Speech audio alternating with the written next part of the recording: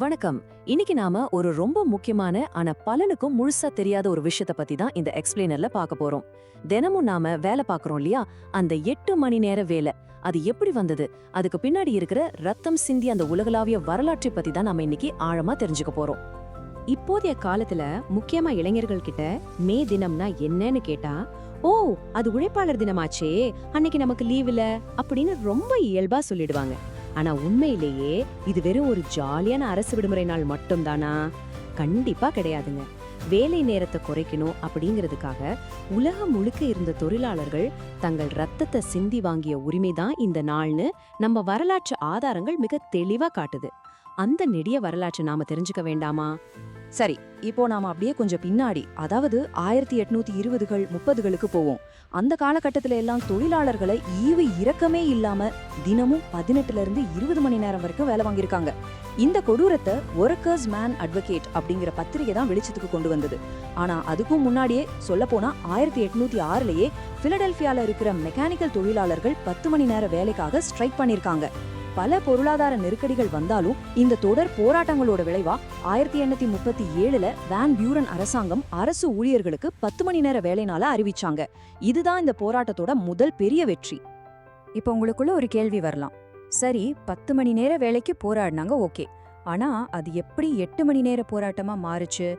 1800களோட ஆரம்பத்துல நடந்த இந்த போராட்டங்கள் எல்லாம் 19ஆம் நூற்றாண்டோட பிற்பகுதியில எப்படி மாபெரும் தேசிய அளவிலான இயக்கங்களா வெடிச்சதுன்னு நாம அடுத்தடுத்து பார்ப்போம்.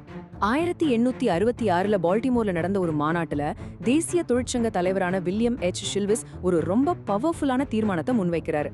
அவர் என்ன சொன்னாருன்னா, அமெரிக்கா முழுக்க 8 மணி நேர வேலையை சட்டமாக்கணும். அப்படி செஞ்சா மட்டும்தான் முதலாளித்துவ அடிமைத்தனத்திலிருந்து இந்த நாட்டோட உழைப்பை நம்ம காப்பாற்ற முடியும் அப்படின்னு முழங்கினாரு. இந்த குரல் எவ்வளவு பெரிய தாக்கத்தை ஏற்படுத்துச்சு தெரியுமா? வெறும் 2 வருஷத்துல, அதாவது 1868ல அமெரிக்க காங்கிரஸ் இதே மாதிரி ஒரு சட்டத்தை கொண்டு வர வேண்டிய கட்டாயத்துக்கு தள்ளப்பட்டாங்க. ஆனா வெறும் சட்டங்கள் மட்டும் எல்லாத்தையும் மாத்திடல. உண்மையான வெடிப்பு 1886ல தான் நடந்துச்சு.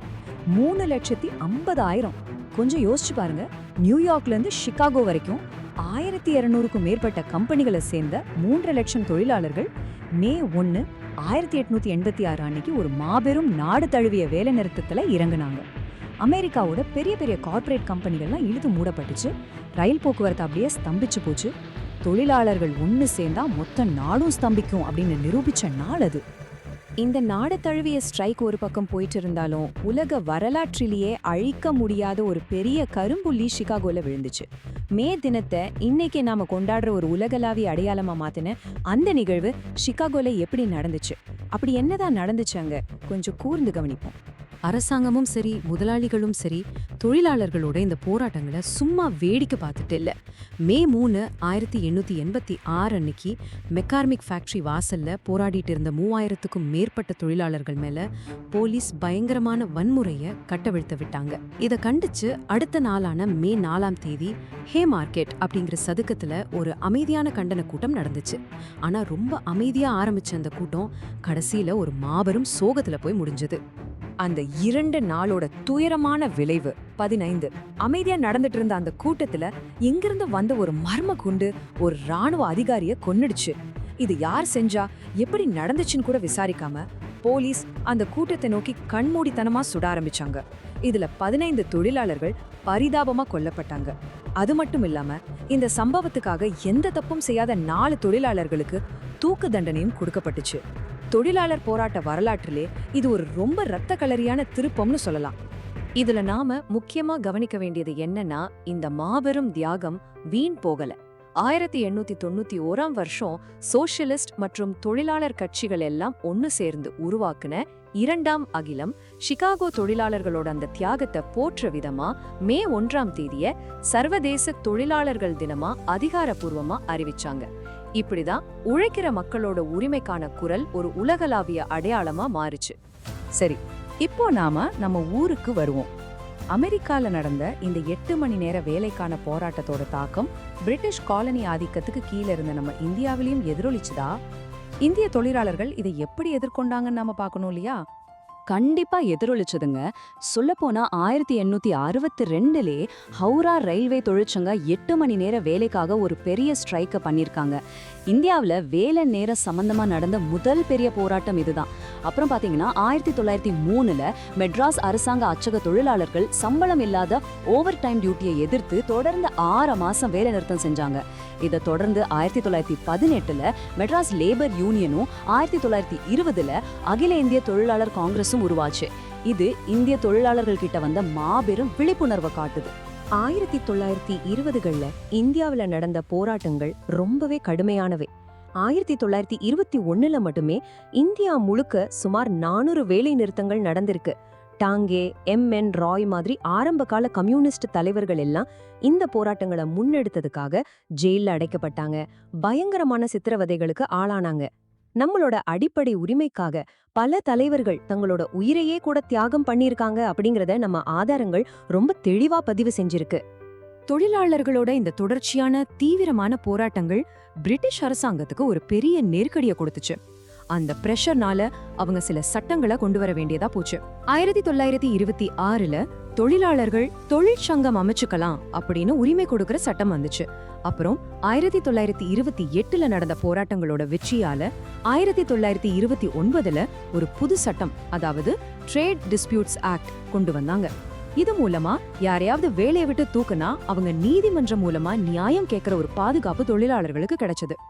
அடுத்தது இது எப்படி பரிணாமம் அடைஞ்சதுன்னு பார்ப்போம். 2ஆம் உலக போருக்கு அப்புறம் நடந்த கப்பற்படை எழுச்சி, அப்புறம் தொழிலாளர்களின் போராட்டங்களோட உச்சகட்டமா இந்தியா சுதந்திரம் வாங்கின அந்த டைம்ல தொழிலாளர்களுக்கு மாபெரும் வெற்றிகள் கிடைச்சது. 1947 தொழிற் தகராறு சட்டம், அப்புறம் 1948 தொழிற்சாலைகள் சட்டம் மூலமா 8 மணி நேர வேலை அப்படிங்கிறது இந்தியாவுல அதிகாரப்பூர்வமா சட்டமாக்கப்பட்டுச்சு. இது மட்டும் இல்லாம நம்ம இந்திய அரசியலமைப்பு சட்டத்தோட வழிகாட்டுதல் நெறிமுறைகள்லயே இந்த 8 மணி நேர வேலை உறுதி செய்யப்பட்டுச்சு. இது உழைக்கும் வர்க்கத்துக்கு கிடைச்ச ரொம்ப பெரிய சட்டப்பூர்வமான வெற்றி.